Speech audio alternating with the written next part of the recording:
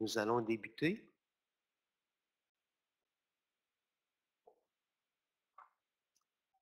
Donc, bienvenue à toutes et à tous à cette conférence intitulée Faire autrement pour se donner du temps, les expériences à l'École internationale du Fort et de la Commission scolaire de la région de Sherbrooke. Donc, si ce n'est pas le titre de la conférence que vous aviez choisi, vous n'êtes pas à la bonne place. Alors, je me présente, Jacques Tondreau. Je suis directeur du service d'action professionnelle et sociale à la Centrale des syndicats du Québec. Je suis aussi membre du conseil d'administration et secrétaire trésorier du comité exécutif au CETREC.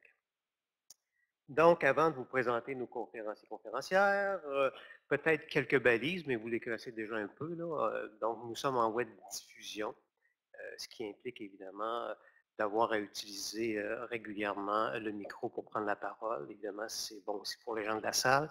Donc, il y a 2 micros. Si vous voulez prendre la parole, il faut toujours les utiliser pour que les gens de l'externe puissent nous entendre. Évidemment, il y a aussi des gens qui sont avec nous en web diffusion. J'en profite pour les saluer. Bonjour à toutes et à tous.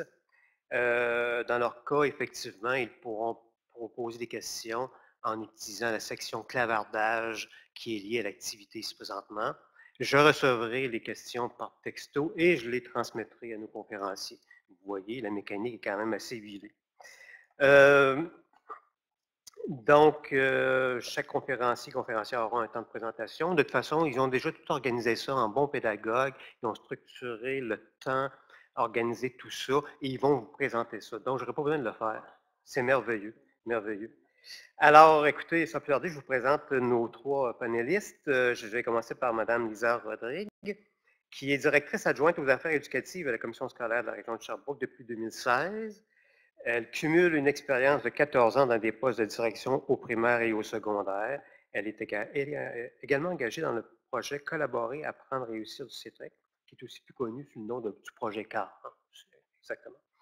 Donc, Monsieur André Lamarche, oui, il cumule plus de 25 ans d'expérience en éducation, dont 20 ans des postes de direction.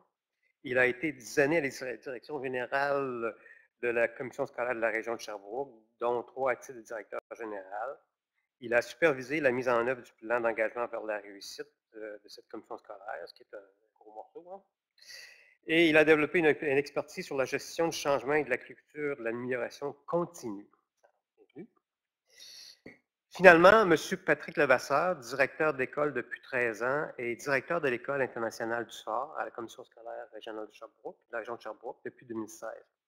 Il a développé une expertise en gestion du changement et en développement organisationnel.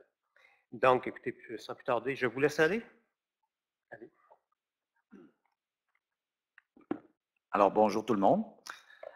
Écoutez, je ne suis pas ici, quand on m'a présenté, je ne suis pas ici à titre d'ancien directeur général, je suis ici à titre d'ancien directeur de l'École du Phare.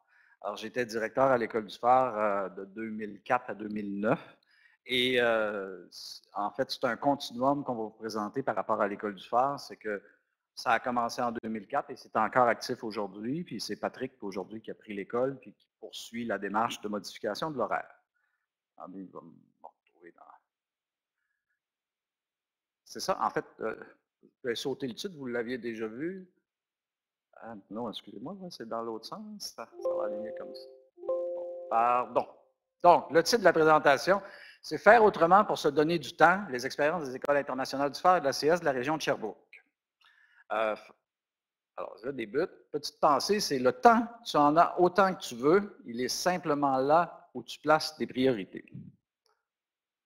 Alors, faire autrement, vous donner du temps. Aujourd'hui, ce qu'on va voir, c'est le réaménagement de l'École internationale du Phare.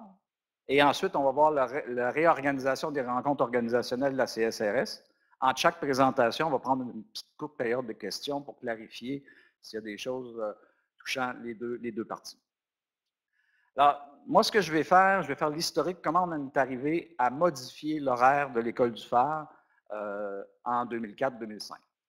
En année scolaire 2003-2004, il y a eu une libération d'enseignants dans la foulée de la publication de l'avis du Conseil supérieur de l'éducation, aménager le temps autrement, une responsabilité de l'école secondaire. Alors, à ce moment-là, il y avait une équipe, un membre par chaque département qui se sont réunis à regarder comment on pourrait modifier l'horaire pour donner du temps et intéresser plus les élèves à l'école.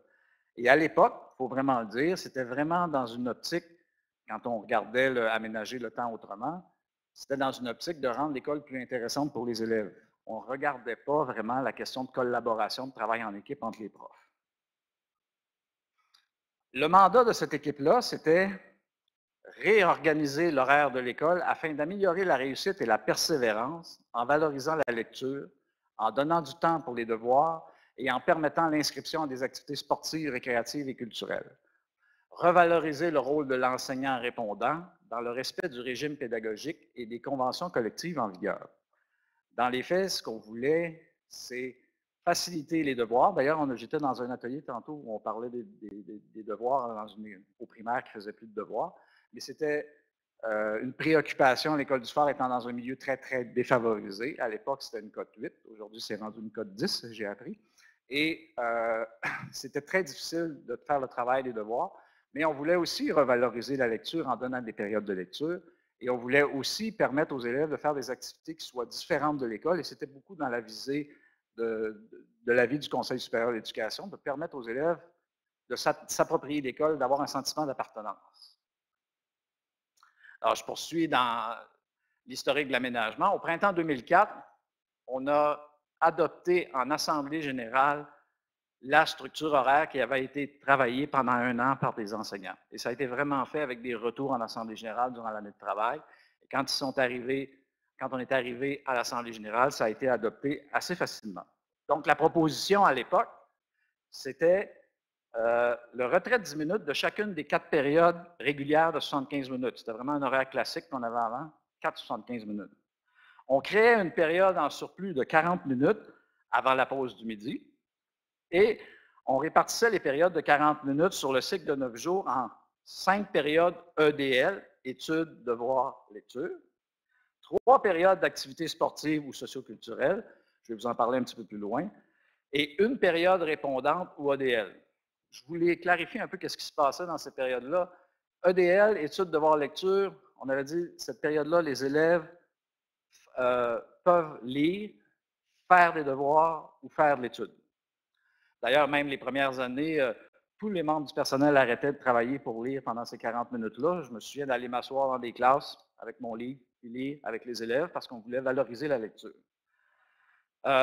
Les périodes EDL n'étaient pas surveillées par les enseignants des élèves. Et c'était voulu à ce moment-là parce qu'on voulait, la seule chose que l'enseignant pouvait faire, c'est de travailler sur les méthodes de travail avec un élève qui avait de la difficulté dans ses devoirs, mais pas travailler sur la matière. On ne voulait pas créer ce lien-là, matière-élève.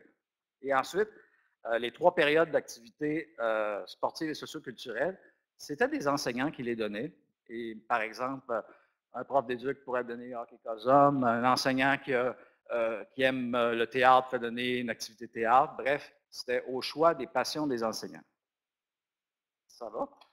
Je vais vous montrer un exemple d'horaire. C'est peut-être petit. OK, hein? Peut-être que, je ne sais pas, ceux en arrière peuvent regarder sur le tableau en arrière. Mais bref, ce que vous voyez, c'est que les 2 premières périodes de la journée sont des périodes de 65 minutes. La période avant le dîner, elle est de 40 minutes. Il y a une période de dîner et il y a 2 périodes de 65 minutes en après-midi. Peut-être pour vous parler un peu plus en détail de l'horaire, on le changeait à la mi-année pour permettre aux élèves d'avoir d'autres activités parascolaires et d'échanger. Ils pouvaient se réinscrire à la même, mais ils pouvaient changer. Et ça a été un grand défi, je vous dirais, aux côtés de la TOS. C'était vraiment une personne clé dans le projet, la TOS. Si vous regardez et parce que la période de 40 minutes, elle était vraiment comme on créait une autre structure horaire pour faire la période de 40 minutes. Et c'est là que c'était très complexe.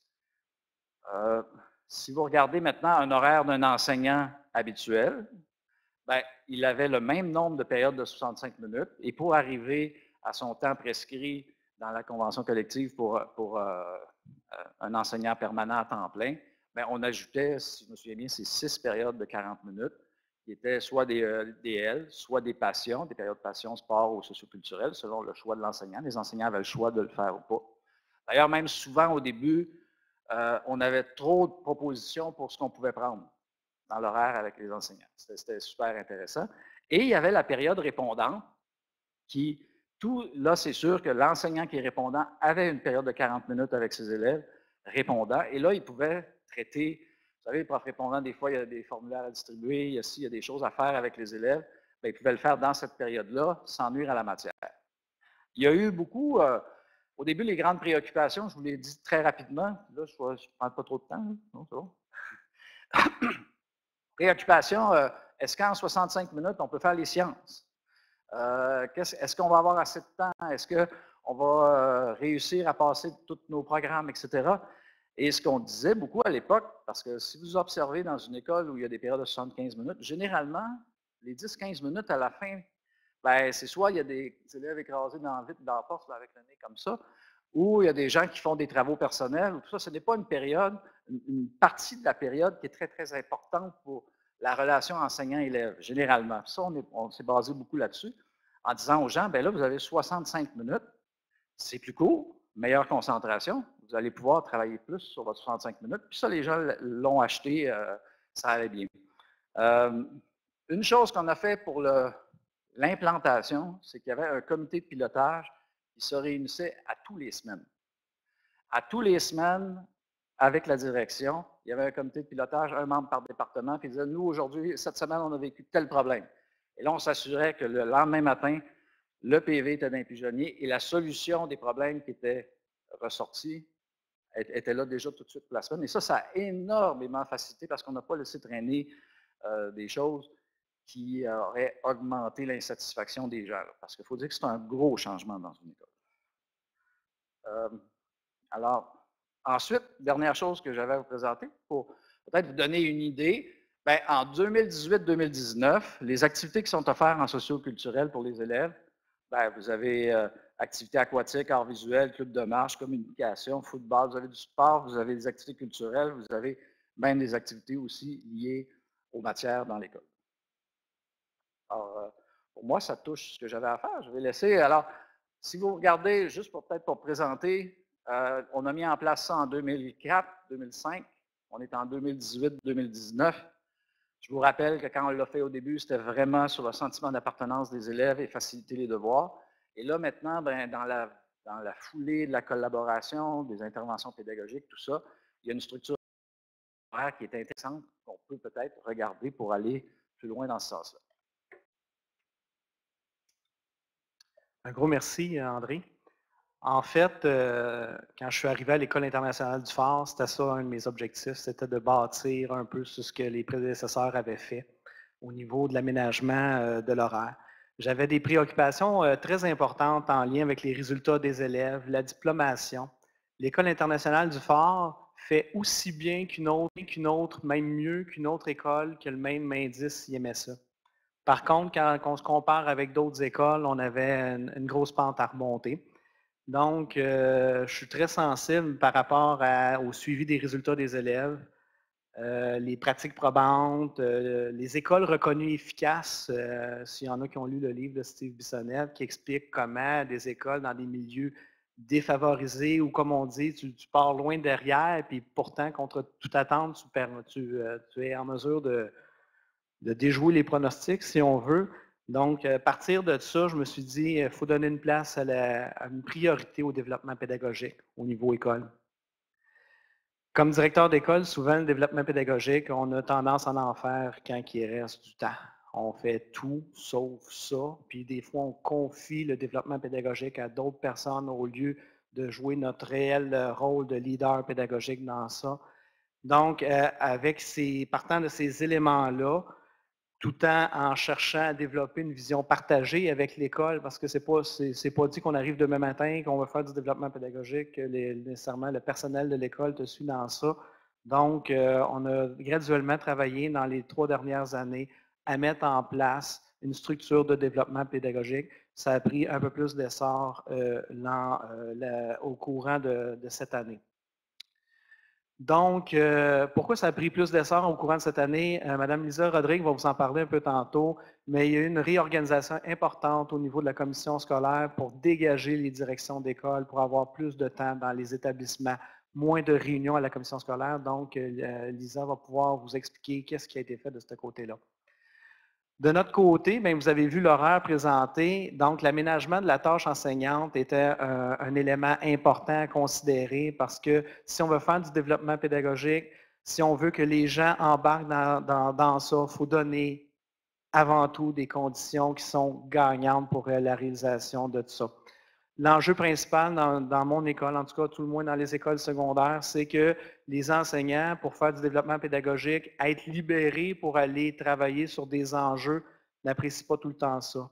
Parce que la libération exige une préparation de ta leçon pendant que tu vas être absent et en plus d'être présent lors de ta formation.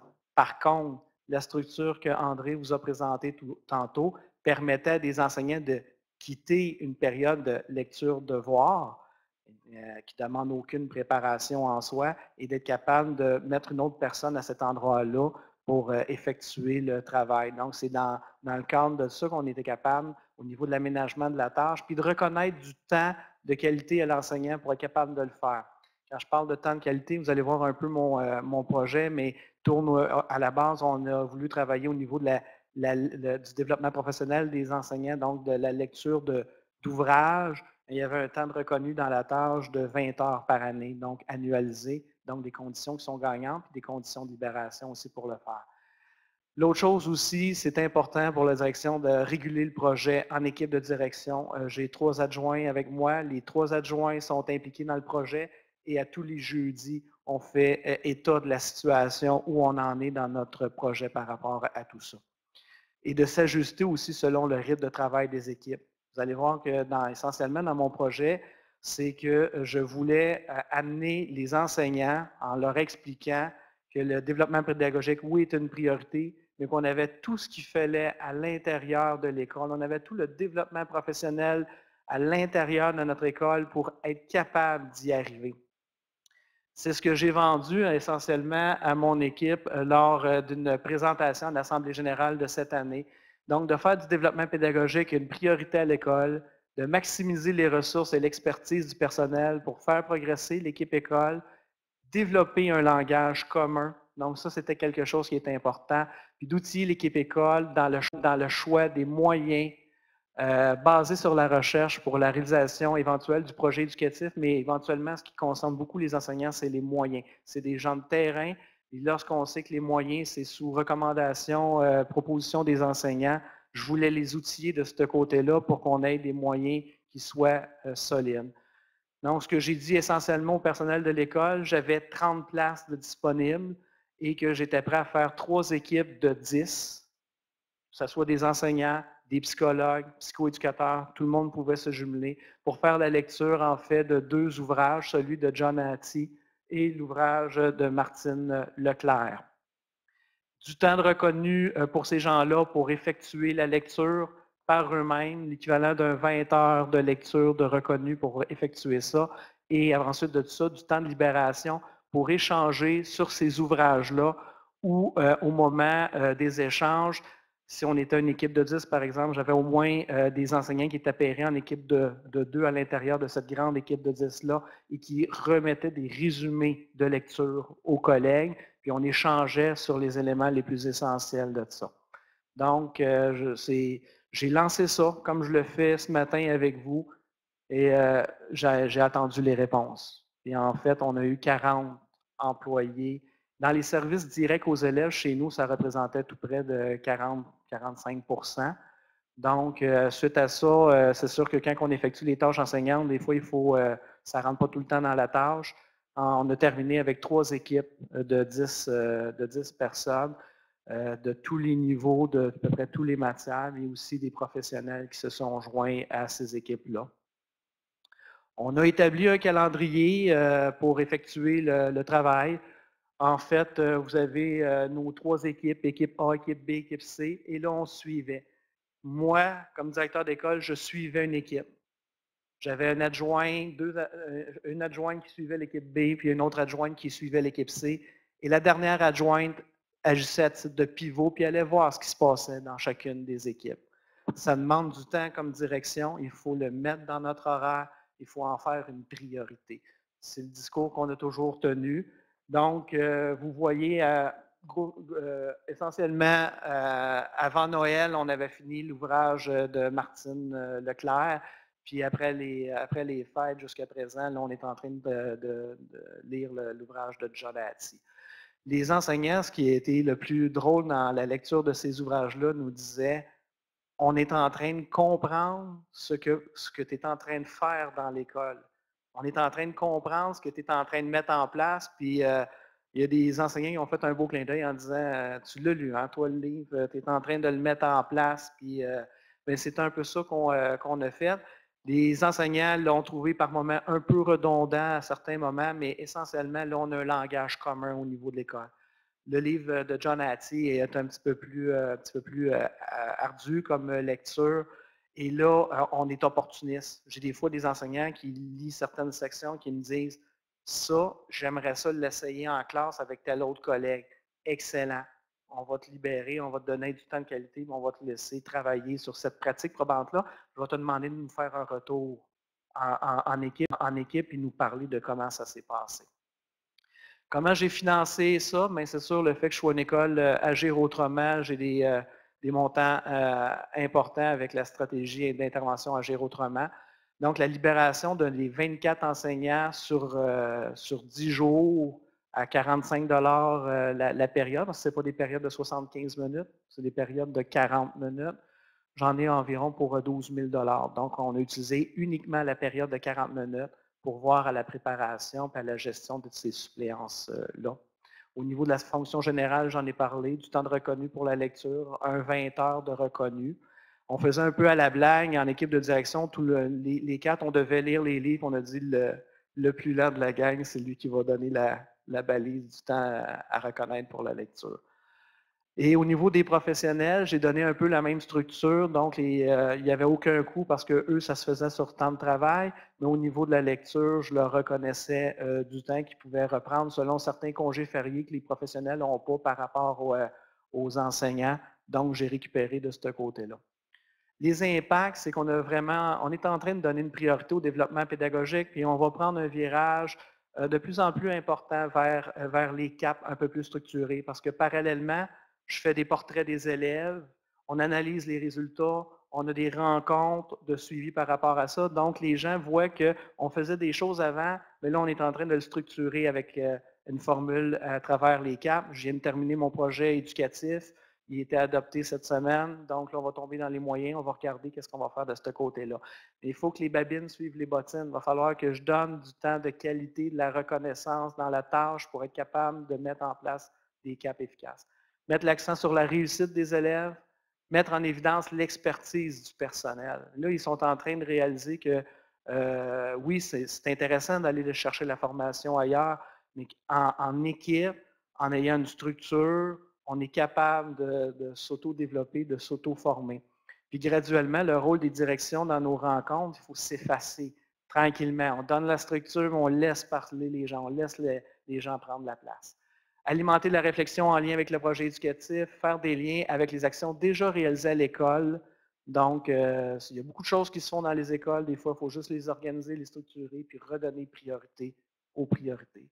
Développer un langage commun, puis élargir l'utilisation de l'horaire. Donc, on va avoir des réflexions à faire par rapport à ce qu'André a parlé. Chez nous, c'est consolidé. L'horaire n'est pas là, n'est pas prêt d'être renversé ou d'être tassé ou d'être mis en question. Et il faut toujours travailler fort pour maintenir ça. La suite des choses, donc, les moyens priorisés pour actualiser le projet éducatif, on a des cibles, des indicateurs, des objectifs en lien avec le français, les maths et les parcours accès à l'emploi. Je vais les rencontrer cette semaine en prévision de la tâche. On va déjà commencer à parler de comment on pourrait structurer ça, le développement pédagogique. Pourquoi je le fais aussitôt dans l'année, c'est que ça peut avoir des impacts dans la tâche. Est-ce qu'il y a des enseignants qui vont avoir des périodes de libérés pour exécuter ça avec des mandats spécifiques? Donc, je suis déjà dans ça. La mise en place de CAP, ça, c'est ce que je voudrais arriver à faire avec eux. Une structure, un budget, l'utilisation encore plus élargie de l'horaire amélioré, ça, c'est des choses. Nos groupes de lecture, on va faire un bilan avec eux. Et à partir de ce bilan-là, on va regarder ça va être quoi la suite des choses. Pour certains, on va peut-être regarder pour une seconde lecture. L'année prochaine, peut-être que ceux qui n'ont pas participé vont vouloir participer à notre première édition. Ça, c'est des choses qu'on veut regarder. Le livre envisagé, mais c'est toujours selon le bilan qu'on va avoir de l'équipe école. Donc, des données d'observation et de gestion sur l'apprentissage de Prudhomme et Leclerc, qui est un peu la suite là, du premier livre de Martine Leclerc. Donc, on va regarder cette possibilité-là, mais je vais être ouvert à ce qu'on va me donner comme suggestion de la part de l'équipe de l'école. On serait rendu à la période de questions, commentaires pour cette section-là.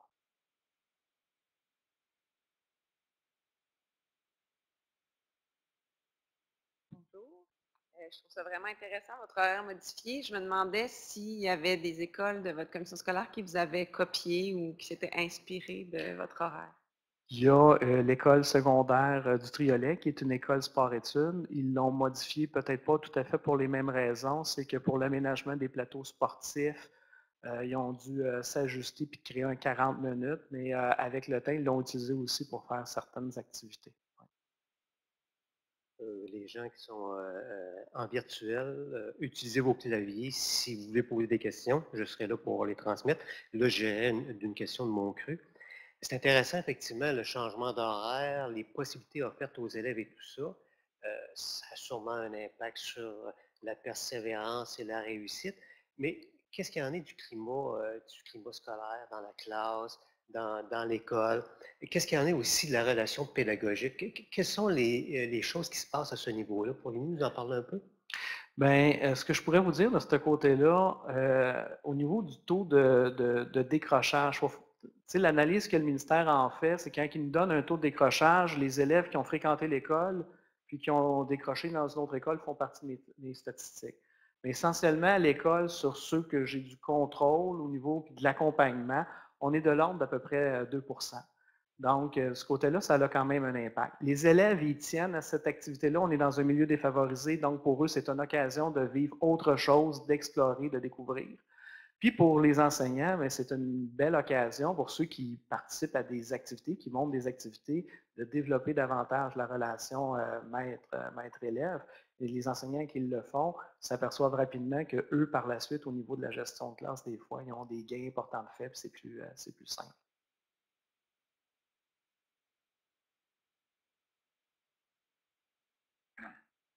Juste ajouter une chose par rapport à ça, c'est qu'au début, quand on l'a mis en place, là, je parle des années 2004, 2005, 2006, on suspendait encore beaucoup les élèves à cette époque-là.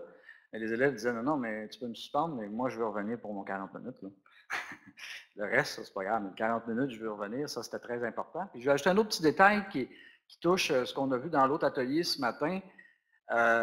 Après 5 ans, le ministère a regardé notre horaire et nous ont coupé les périodes de 40 minutes dans le financement de l'école du phare. Parce qu'ils ont dit que ce n'est pas des activités pédagogiques. J'ai dû, à ce moment-là, j'étais devenu DGA administratif et je me suis retrouvé avec ce dossier-là. Je pense que je suis venu 6 ou 7 fois à Québec pour essayer de leur expliquer que c'était des activités pédagogiques. Et finalement, après une année, ils nous ont remboursé, mais ça avait fait un méchant trou dans le budget. Alors, il y a quand même des fois des petits obstacles quand on veut faire différemment.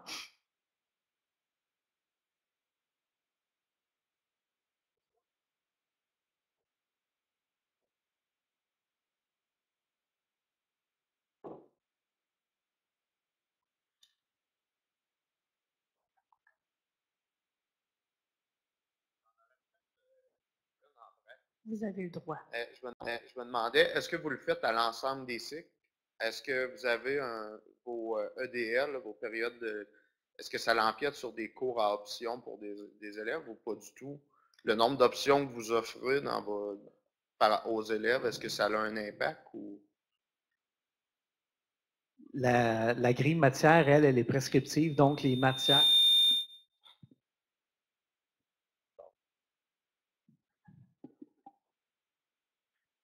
Est-ce que ça va? Oui. La grille matière, elle est prescriptive, c'est le temps qui est indicatif. Donc, les élèves ont essentiellement tous les mêmes matières au niveau de la grille matière. Il n'y a pas de coupure de ce temps-là. Donc, on a vraiment joué sur le temps qui est à titre indicatif, que là, pour certaines matières, on a dû réduire certains temps. jamais couper plus que 50% d'une matière, bien sûr. Puis par principe aussi, les matières qui sont à sanction, français, maths, anglais, sciences, univers social, c'est les endroits où on essaie. On est toujours sensible avant d'aller jouer dans ces zones-là. C'est vraiment offert autant en premier cycle, deuxième cycle. C'est offert à tout le monde. Ça va, chez nous, on a quand même un gros département d'adaptation scolaire, puis des classes d'accueil. Puis à ce moment-là, pour les mêmes élèves de groupe d'âge, on peut mixer tout le monde. Je peux avoir dans une activité X, hockey Cossam, je peux avoir des jeunes de classe d'accueil, d'adaptation scolaire, puis des jeunes du régulier. Donc ça, c'est intéressant parce que ça permet cette mixité-là dans l'école. Merci. Merci.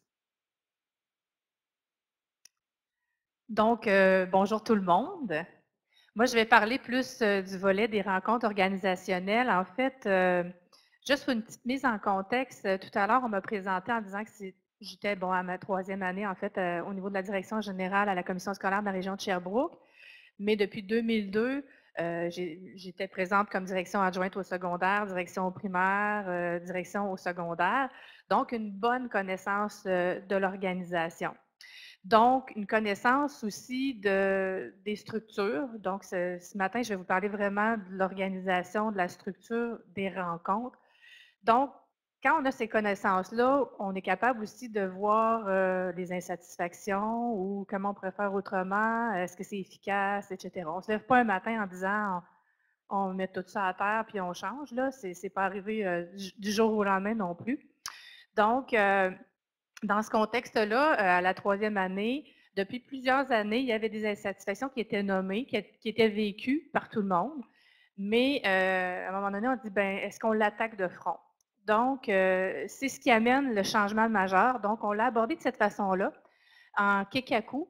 Donc, tout à l'heure, M. Lamarche a été présenté comme quelqu'un qui a travaillé au niveau de l'amélioration continue, au niveau de l'organisation. C'est dans cet esprit-là que nous avons travaillé ce chantier-là, d'où le nom Kekaku que vous voyez là. Donc, Kekaku, ça veut dire que c'est un changement majeur, c'est que notre structure, c'est que de rencontres, donc de tous nos cadres, en passant à la commission scolaire de la région de Sherbrooke, c'est environ 110 gestionnaires, donc direction de service, coordonnateur, direction d'établissement, FP, FGA. C'est une commission scolaire de 24 000 élèves. Donc, ces 110 cadres-là, on avait une structure, puis on s'est dit, là, on la jette à terre, puis comment faire pour que ça soit plus efficace, comment faire autrement. Puis au départ, la première année, c'était pas de dire pour donner nécessairement juste du temps aux directions pour travailler en COP ou faire de travailler avec leur équipe de façon collaborative puis être des leaders, mais c'était de dire on veut être plus efficace. Et on avait même calculé à ce moment-là, c'est ce que vous voyez, là, la situation, la raison d'action. C'est qu'il y avait eu des questionnements, oui, de l'insatisfaction dans le fonctionnement, etc. Mais on avait calculé que pour les différentes rencontres, il pouvait y avoir 2 cadres qui, à temps plein, pendant une année scolaire, faisaient juste des déplacements. Ils se promenaient en voiture, là, puis c'est ça, on aurait pu calculer que l'équivalent, c'est 2 personnes à temps plein qui font des déplacements pour aller à leur rencontre, revenir à l'école, ou etc. Fait que là, on se disait, bon, à partir de...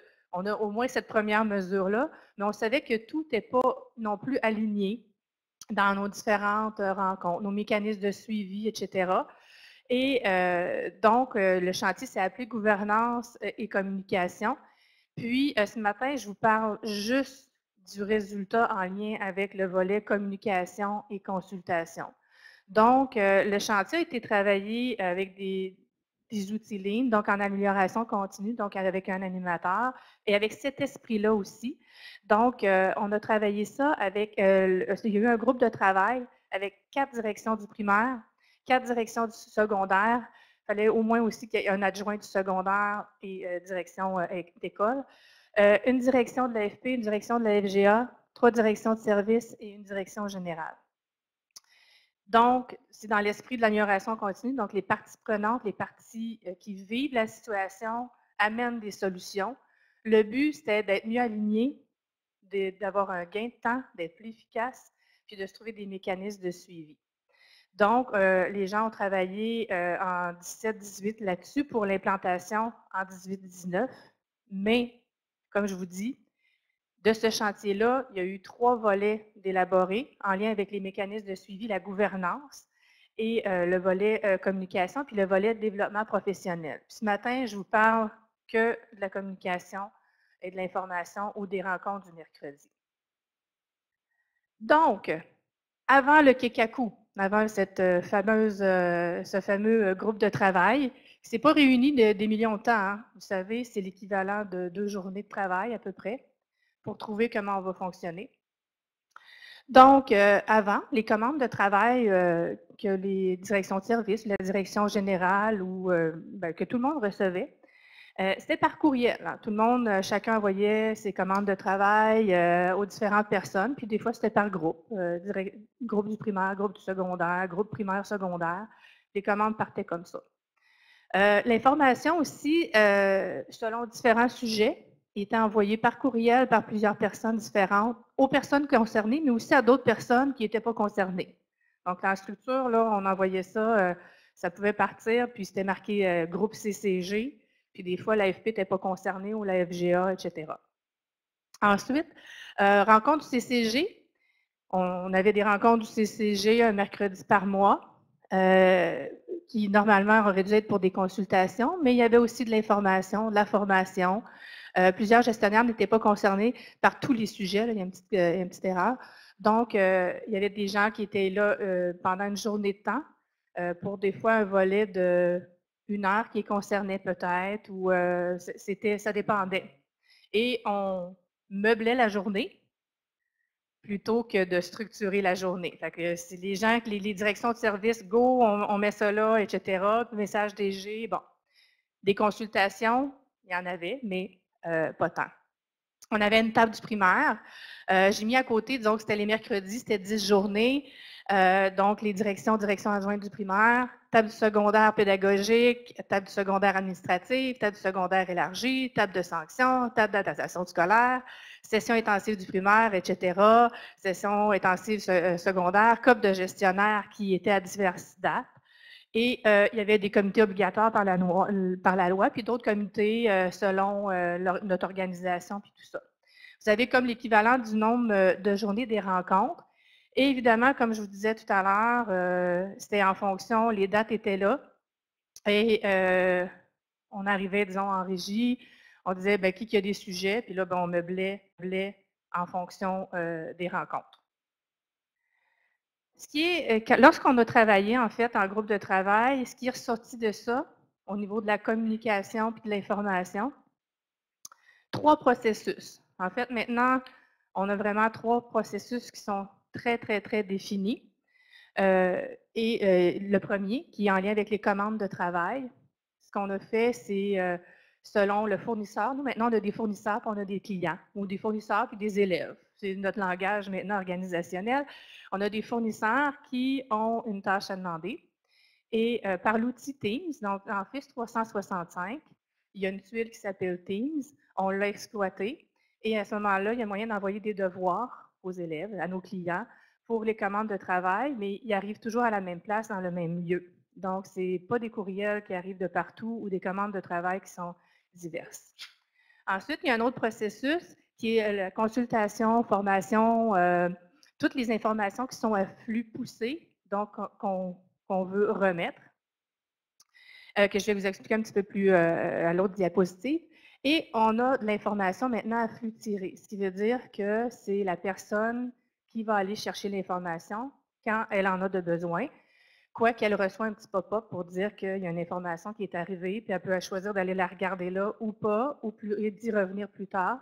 Puis encore là, ça, c'est avec l'outil Teams. Donc, ce qui est le volet le plus intéressant pour les rencontres du mercredi, qui permet aussi de dégager du temps, c'est le deuxième, qui est en lien avec consultation et formation. Lui, est un petit peu plus complexe. En fait, ce processus-là, c'est que le fournisseur, quelqu'un qui veut faire une rencontre, que ce soit l'ADG, direction des services éducatifs en lien avec un sujet précis, ressources matérielles, etc., ou que ce soit une consultation, un CCG, la personne complète un formulaire en disant c'est de l'information ou c'est une consultation, c'est une formation qui est ciblée. Est-ce que c'est direction du primaire? C'est direction du primaire, secondaire? Vraiment, il spécifie à qui ça s'adresse vraiment le message. Puis en premier lieu, avant de faire tout ça, il se dit, est-ce que c'est quelque chose que j'ai vraiment besoin de voir les gens? Est-ce que c'est par habitude? Est-ce que si je le mets dans l'autre canal, qui est de l'information sur Teams, est-ce que c'est suffisant ou c'est pour me sécuriser et être sûr que j'ai des gens en face de moi qui m'écouteront peut-être pas de toute façon? Fait que les gens faut qu'ils se posent cette question-là. Est-ce que ça nécessite vraiment un présentiel? Une fois que toutes ces informations-là sont complétées dans le formulaire, la personne a dit aussi, mais ma date limite pour que je rencontre les gens, c'est telle date. Il y a plusieurs possibilités. Il faut que les gens nous donnent des choix de date, mais avec une date limite, parce que quand on construit l'horaire, c'est important. Et par la suite, ce formulaire-là est envoyé. Évidemment, il y a invitation aussi ou convocation. Il y a une nuance. Donc, quand c'est marqué convocation, c'est clair que la personne doit se présenter. Invitation, elle a le choix. Et là, c'est parti. Par la suite, on fait la confection de l'horaire. Il y a quelqu'un qui reçoit ça, puis il y a un petit mini TOS en puissance qui regarde en fonction des différentes rencontres qui sont à venir pour organiser le mercredi le plus fonctionnel possible. Ce qui veut dire qu'en fonction des demandes qu'il y a, on ne fera pas déplacer des gens juste pour 15 minutes. Puis à ce moment-là, les gens, quand ils se présentent, c'est pour des sujets qui les concernent. Et si c'est une invitation, ils ont le choix d'y aller ou pas y aller. Mais souvent, ils vont être présents plus que pour une rencontre. Donc, dans l'avant-midi, il peut y en avoir plusieurs. Puis, il peut y en avoir plusieurs en même temps, parce que ce n'est pas toujours les mêmes services qui font des rencontres. Donc, il peut y avoir le service des ressources financières qui rencontre les directions du primaire et du secondaire en même temps en lien avec des budgets, mettons, quelconques. Et en même temps, il pourrait avoir une communauté de pratique ou un groupe d'intérêt sur telle autre chose parce que ce n'est pas les mêmes personnes qui sont ciblées. Donc, c'est la façon dont on bâtit l'horaire. Et pour le moment, en tout cas, ça se vit assez bien. Juste un exemple, en fait, puis c'est pas, je veux dire, c'est pas parce qu'il y a plein de couleurs ou pas, c'est que le calendrier de gauche, il y avait différentes couleurs parce que c'est une table du primaire, c'était orange, table du secondaire, c'était vert, table de ci, bon, il y avait chacun leur couleur. Maintenant, c'est les mercredis bleus qu'on appelle. Et c'est depuis cette année seulement. Hein, fait qu'il faut aussi, je suis en toute modestie ici là, ce matin parce qu'on a travaillé le chantier l'année dernière. On est en pleine implantation depuis le mois d'août. Donc, on est à 8 mois de ce chantier-là. Donc, c'est sûr qu'il y a des ajustements. Mais on a des mercredis bleus. Donc, ces fameux mercredis bleus-là, au départ, quand on a travaillé avec le groupe de travail, les gens disaient, parce qu'on l'a construit ensemble, cette solution-là, ils disaient, ben oui, une journée aux 2 semaines, on bloque nos agendas une journée aux 2 semaines dans les temps forts, comme à la rentrée et peut-être à d'autres moments là, vers la fin de l'année, etc. Puis au courant de l'année, ben, on bloquera une journée aux 3 semaines. Puis là, on était pour partir comme ça. J'ai un petit côté insécure. Là, je suis retournée avec les gens, j'ai dit, écoutez, je suis trop insécure, on va en mettre un petit peu plus, puis on libérera en fonction parce qu'on verra comment ça se vivra. Petit contexte aussi, je vous dirais que la personne qui était propriétaire de ce chantier-là, avec moi, qui est marraine de ce chantier-là en amélioration continue, partait à la retraite. Fait que j'étais propriétaire de marraine en même temps, fait que c'est pour ça que j'étais plus insécure. Je vais juste vous expliquer.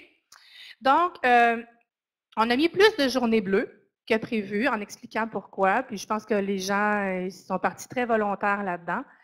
Et dans le fond, la façon dont on construit l'horaire, c'est les gens ont jusqu'au jeudi pour envoyer le formulaire de rencontre. Donc, les gens ils veulent une rencontre, ils ont jusqu'au jeudi matin.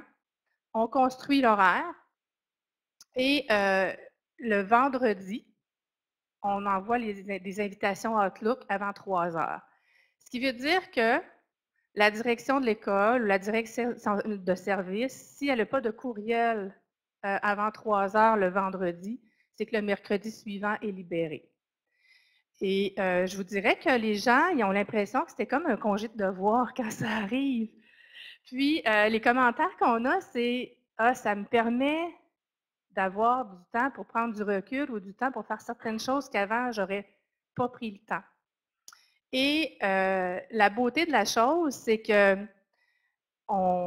oui, on a mis plusieurs journées bleues, plus que prévu, mais finalement, il y a un côté positif en ce moment par rapport à ça parce que selon, il y avait des comités qui avaient lieu à d'autres moments que les mercredis, que ce soit autre chose pour d'autres chantiers, d'autres travaux en cours. Et maintenant, ils les mettent les mercredis. Donc, on met plus de choses, comme le CRR, c'était une structure qui était à part, qui n'était pas les mercredis. Maintenant, on la met les mercredis. On tend à mettre les communautés de pratique aussi les mercredis. Donc là, on va réévaluer avec les gens en mai-juin pour se réajuster.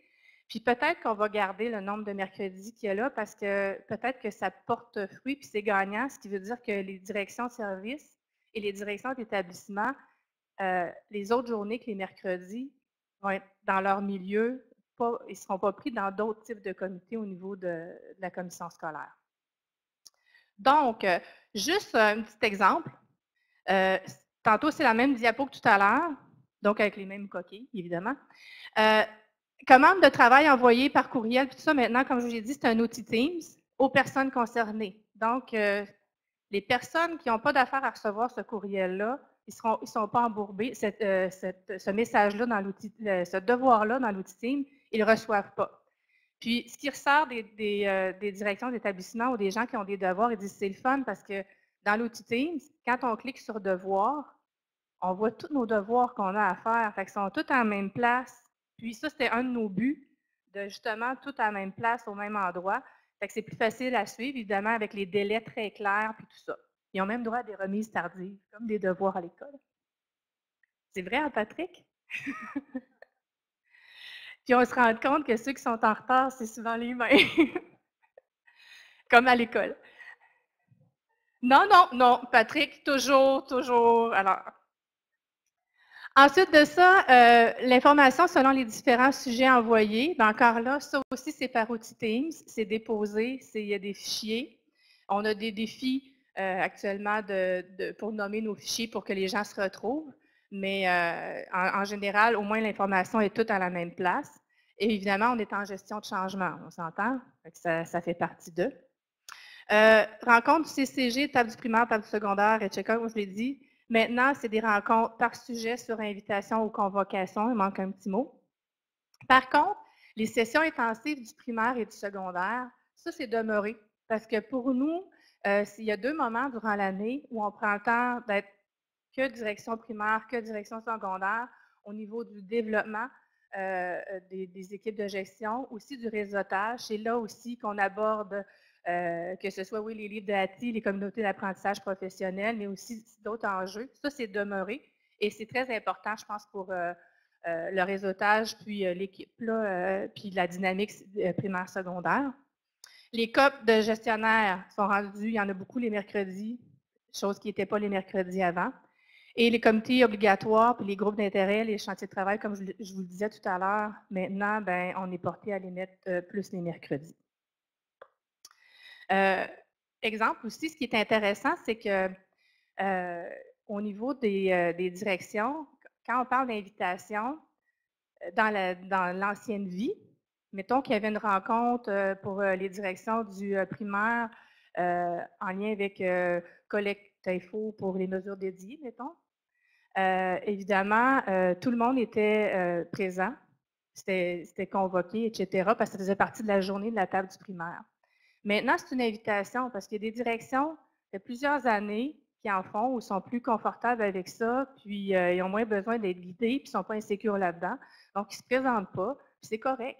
Donc, il y a une grande part de responsabilisation aussi des gens pour dire, ben j'ai besoin d'aller là ou j'ai pas besoin d'aller là. Puis, comme équipe aussi, quand on veut, il y a des messages aussi organisationnels, on veut que tout le monde soit là, ben les gens sont très conscients que quand on écrit convocation, on s'attend que les gens soient présents.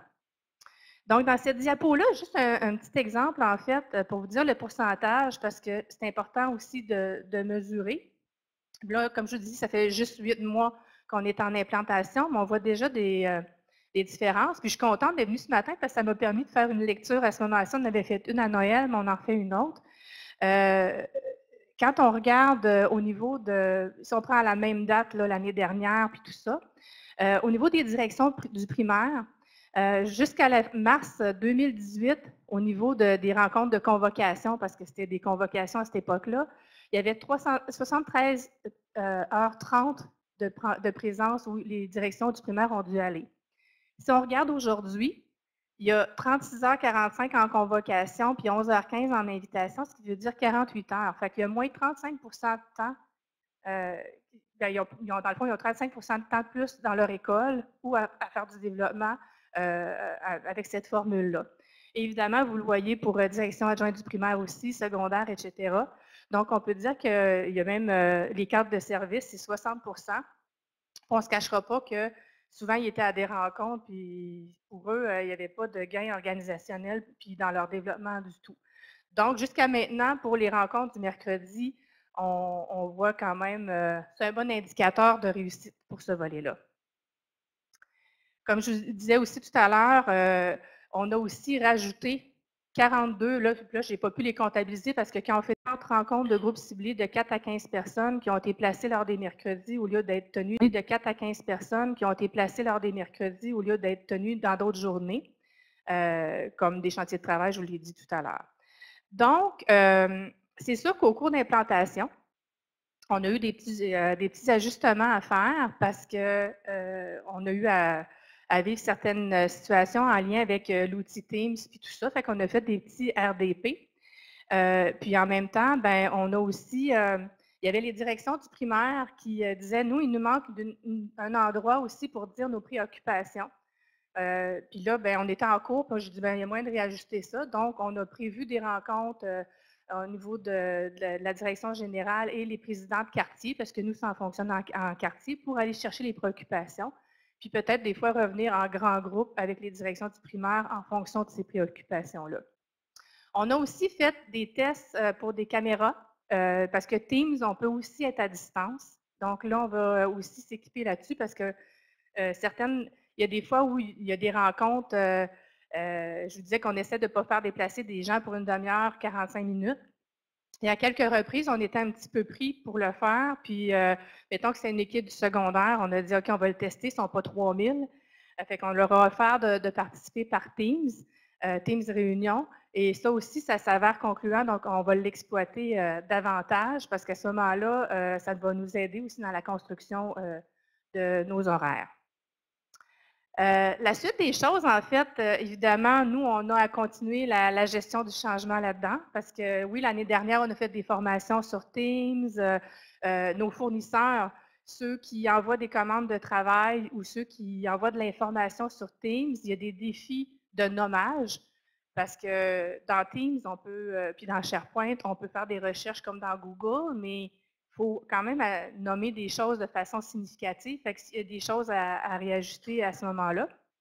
Et évidemment, ben, d'ici la fin de l'année, nous, on va regarder nos indicateurs parce qu'on s'est donné bon, le temps de déplacement comme indicateur, le nombre d'heures de rencontre, mais aussi il va y avoir un sondage de satisfaction ou de suggestion. Puis aussi aller valider l'inquiétude de départ, parce qu'au départ, il y avait des gens qui nous nommaient « Ouais, mais on ne se verra plus, puis on ne se parlera plus ». Puis ça se peut qu'il y a des volets, il y a des gens qu'on voit moins, mais avec les communautés de pratique aussi qui s'implantent de plus en plus, ben ça, on vient rechercher ça. Mais on va aller valider chez les gens s'ils ont des solutions aussi à nous proposer par rapport à ça, toujours dans le but d'ajuster. Parce que quand on a parti ce chantier-là ou cette implantation-là, on a dit qu'on ne reculait pas. On allait s'ajuster. Ça aussi, c'est dans l'esprit de l'amélioration continue. Oui, on a planifié, on analyse, puis on ajuste en fonction de ça, mais on va avancer. On a fait un pas, on continue. Puis je pense qu'il y a un côté quand même assez efficace là-dessus. Donc, on veut exploiter davantage Teams à distance, faire les ajustements, comme je vous disais, selon les indicateurs. Puis aussi de se trouver des mécanismes pour aller chercher encore plus le pouls des gens, parce qu'on avait fait une adresse courriel en disant si vous avez des choses à dire, puis tout ça. On en a eu quelques-unes, pas tant, fait que c'est peut-être pas le bon outil, c'est peut-être d'autres choses, où le monde sont super satisfaits. Mais je pense que les gens, en général, pour les rencontres du mercredi, pour les commandes de travail, c'est très, très, très positif. Notre défi, c'est vraiment pour l'outil Teams sur les fichiers déposés, pour que les gens continuent à bien déposer là et se retrouver. Fait que ça permet de dégager du temps pour que le monde soit dans leur école, puis puisse faire autre chose, puis être en développement. Je ne sais pas si vous avez des questions. J'ai l'impression de ne pas avoir respiré, mais... Il nous reste quelques minutes. Est-ce qu'il y a des questions ici dans la salle, premièrement? J'en aurai une pour vous, Oui. mais j'y reviendrai après parce que j'ai une question qui arrive de l'extérieur. J'aimerais la passer en priorité. Oui. Elle va s'adresser à M. Levasseur, je crois. Juste un instant. Donc, je n'ai pas le contexte de la question, moi, je vous la donne en vrac. Est-ce que les CAP sont plus efficaces dans les rencontres dans lesquelles les lecteurs sont présents? Les lecteurs. Bien, présentement, il faut comprendre que d'une part, j'ai mes activités de lecture qui ne sont pas des CAP. Là, c'est les gens qui s'approprient le langage commun, qui échangent. D'un autre côté, j'ai des gens qui sont à la fois sur ça, mais à la fois dans des chantiers. J'en ai un en mathématiques qui commence à ressembler passablement en mathématiques. Et là, je trouve que c'est très aidant parce que les gens, quand on parle de pratiques probantes, font référence à des choses qu'ils ont expérimentées, font référence à John Hattie, qui ont un discours qui n'est plus mon élève. Ce sont nos élèves. Je suis enseignant en mathématiques de 3e secondaire et les difficultés rencontrées par des jeunes en 2. Je suis enseignant en ressources. Je vais aller en classe avec toi. Je vais aller soutenir les élèves. Ça, je vous dirais, ça a un excellent, ça a un très bon côté. Ouais.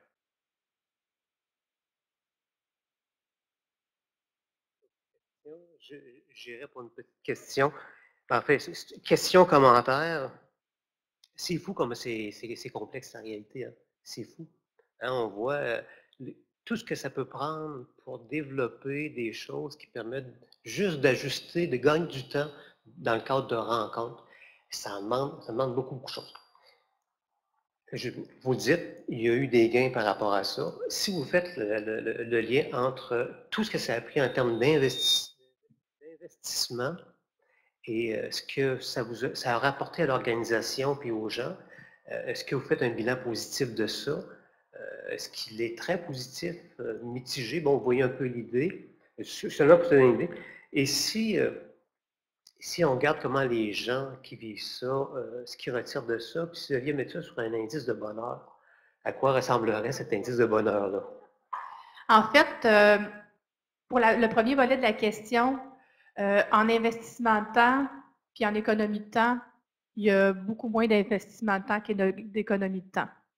Okay? En fait, le contexte qu'il y a une personne qui quitte à la retraite, une autre qui s'approprie un rôle, donc que moi je fasse un rôle, mais c'est une personne qui fait du temps, une personne qui coordonne des rencontres, c'est de l'appropriation pour les autres. L'investissement de temps, il est moindre que ce qui est récupéré. L'indice du bonheur, je vous dirais que ça dépend de la branche du processus. La branche du processus des commandes de travail, à mon avis, est 9 sur 10 probablement. Les mercredis, il me reste à valider, mais il doit être un 7, 8, mais je suis dans les perceptions parce que nos indicateurs, moi, au niveau des indicateurs de temps et tout ça, ce qui me fait hésiter serait plus de dire, ben, au niveau de l'aspect réseautage puis tout ça, c'est plus difficile pour moi de le mesurer. Fait que c'est pour ça que je dis 7, 8, mais je suis peut-être critique. L'aspect de l'outil pour l'information où les gens vont chercher, je vous dirais qu'on a des enjeux d'appropriation encore qui est probablement 5, 6. Ça dépend des gens, comment ils se sont appropriés l'outil puis qui ont embarqué dans ce changement-là. Il y a des gens qui fonctionnent très bien, puis il y en a d'autres qui laissent pour mourir. Donc, si je fais la masse critique, je pense qu'il y a plus de gens qui s'en accommodent, mais on va faire des ajustements. Fait que pour moi, c'est très positif. Mais je vous dirais que j'ai plutôt une tendance à ne pas voir la vie juste en rose. Fait que j'ai un regard très, très critique sur les choses. Puis pour moi, ça vaut la peine de continuer. Puis je trouve qu'on a fait un grand pas. Il y a d'autres questions? Oui?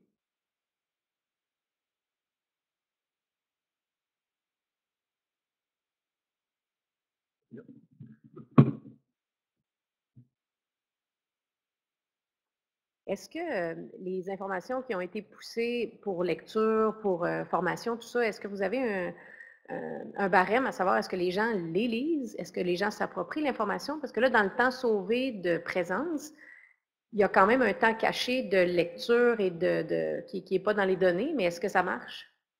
Ben, en fait, notre indice, c'est de dire est-ce que les gens ils font ce qu'ils ont à faire, puis on n'a pas à reprendre en disant ben tu aurais dû voir cette information-là.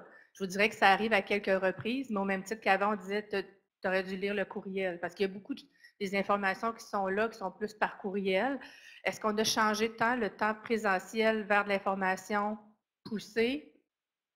Oui, on en a changé, mais avant, on la disait très rapidement, puis je ne suis pas sûre que la rétention était autant là. Puis les gens nous disaient aussi où est-ce qu'on va la retrouver, puis on avait quand même ces questionnements-là, est où, puis tout ça. Fait que j'ai pas de preuve de ce qui est lu ou pas lu, comme j'avais pas de preuve de ce qui était lu ou pas lu avant. C'est sûr qu'avec les courriels, on peut voir s'ils l'ont ouvert ou pas, ça on peut pas voir, mais c'est pas parce qu'on l'a ouvert qu'on l'a lu. Fait que, mais on le voit on ne voit pas tant de manquements guillemets sur les choses à faire ou les informations à avoir. Mais ça va être le fun à mesurer, par exemple. On va faire des tests, probablement, ça sera nos indicateurs. Alors, écoutez, on vous remercie infiniment. Ce fut fort intéressant et instructif. Et clairement, on peut gagner du temps, clairement. Alors, écoutez, merci beaucoup. Main d'applaudissement, je pense que c'est ça. Merci tout le monde Oui. de votre présence. Merci beaucoup. Peut-être une petite information pour la salle. Donc, 2 endroits pour le dîner, grand salon et en bas. Pour ceux qui ont des boîtes à lunch particulières, il faut les prendre en bas. Et si vous mangez au grand salon, montez par la suite. Voilà, merci beaucoup.